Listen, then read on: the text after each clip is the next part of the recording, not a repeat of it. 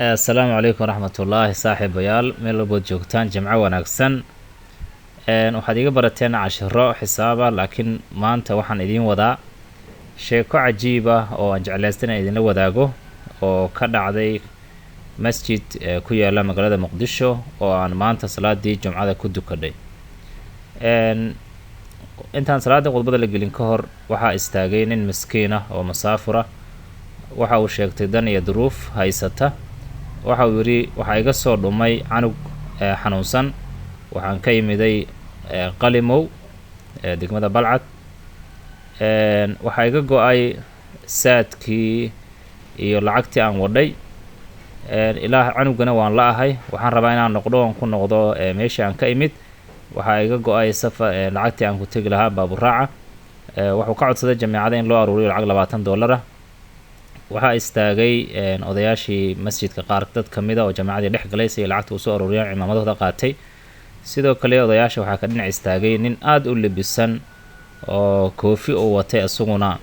siibtay oo jamaacadii la dhex galay oo lacag soo aruuriyay markii lacagtii la soo aruuriyay qof walba wixii uu sadaqaysan lahaa uu ku riday imaamadaha iyo koofidii ku riday ninkii koofida watay ayaa haddana lacagtii la soo aruuriyay loo sii wada dhiibay lacagtii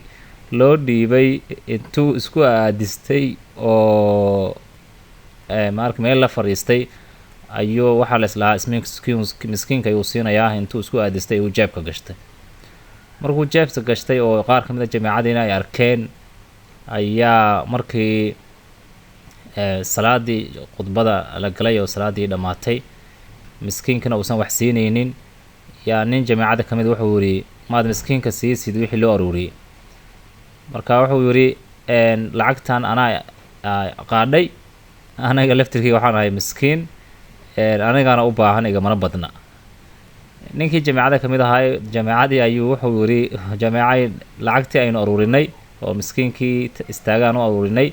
nin baa qaadanaya oo jeebka ku shubtay ma ku fiirsanayna marka ninkii wadaadka ahaa